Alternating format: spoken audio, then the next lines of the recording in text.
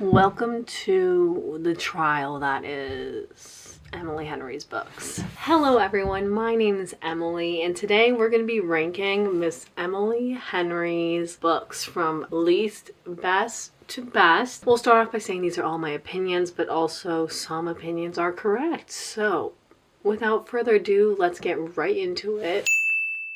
For everyone who doesn't know, we're in a new environment today. Welcome to my childhood bedroom. It's kind of turned into a storage unit, but that's okay. So no commentary on that.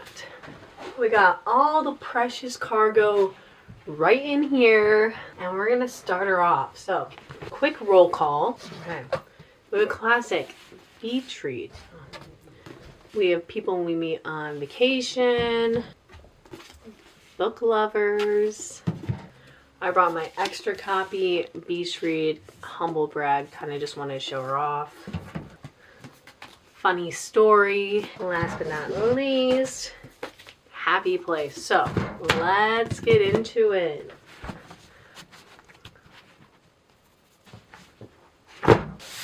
And of course, once Great Big Beautiful Life comes out, we'll have to add it to the stack. We'll go in order.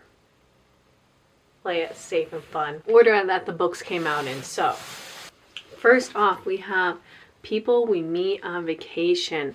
This is about two individuals who have been friends since college, and they have annual trips where they go on them together. There's friends to lovers. This is a primary romance. There's definitely the slow burn. There's this also dual timeline. This is the first of her books that's getting transformed into a movie right now, which we absolutely will be seeing. People We Meet on Vacation. Not my favorite, not my least favorite. Kind of in the middle. So we're going to put it like right here-ish. We're going to put them right here for now. We'll see what happens. Things might start falling over. After that, her next one to come out, and from a feasibility standpoint, I'm only going to be...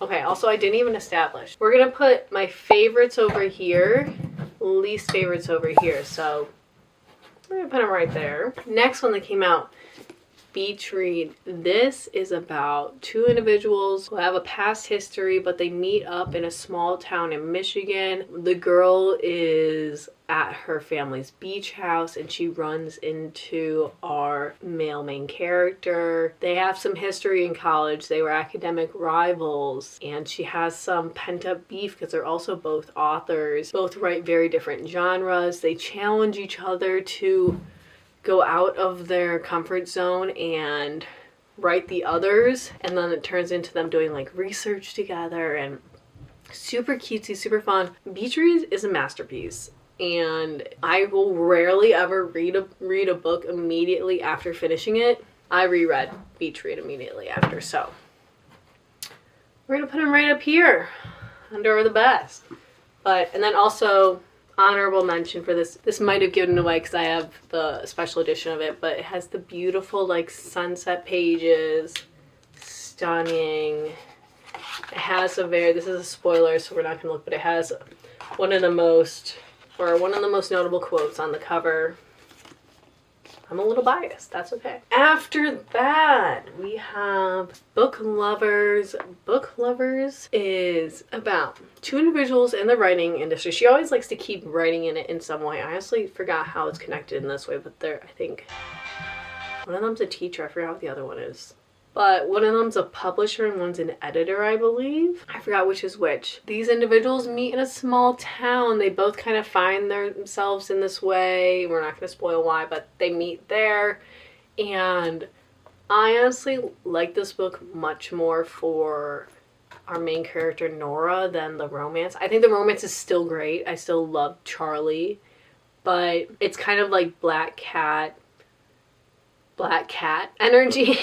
Both grumpy. It's about very much a girl who always pursues her career first. This is also, I always say, for the eldest daughters, that like hyper independence, like you're being told, why aren't you like pursuing a relationship and a family, why are you focusing so much on your career? This book speaks to that, and it's beautifully done. Wow. Anyone that knows that's gonna end up here.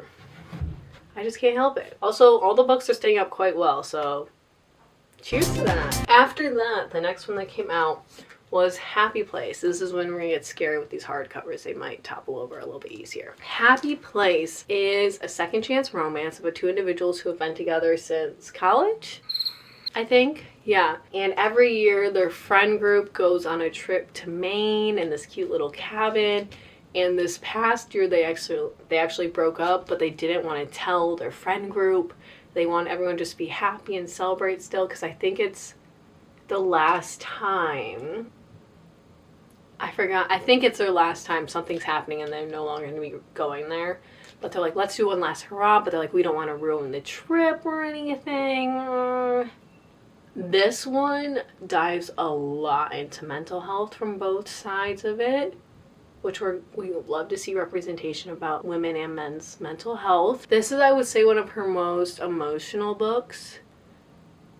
And the main character is like definitely a burnt out people pleaser, always wants to make people happy, hence the like pretending their relationship is fine for everyone.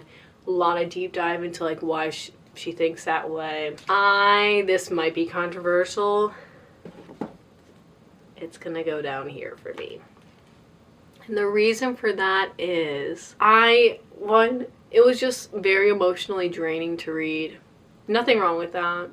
And a lot of people will feel seen with these characters, which I love that for them. Just for myself personally, I didn't relate as much. So we put it down here. I'm just very much not a people pleaser. So anytime that comes up, I'm not as there as much. And then our last one, Funny Story, her most recent release. This is such a... I'm about to like kick myself. I literally was about to say this is such a funny story. I fell into her trap. I'm sorry. This is about two individuals who they are in relationships, not with each other, but their respective exes decide that they should get back together. They were previously, or I don't even know if they were previously involved. That might be a spoiler. Honestly, from a memory standpoint, I don't remember, so I don't know. But then they're like, oh my gosh, we need roommates. We don't have anyone to live together. They literally just kicked us out of our places. So they decide to be roommates. This does a really great job of diving into grief after a breakup, grief after like, who was I? Like, there's always the identity crisis. Like, was I my real self with someone? Who did I become? Kind of diving a lot more into that. Also, this is like one of her like most chill, I would say most chill male main character's romantic interest. He kind of gives Nick Miller energy. He has little Crocs. He's super cutesy and fun.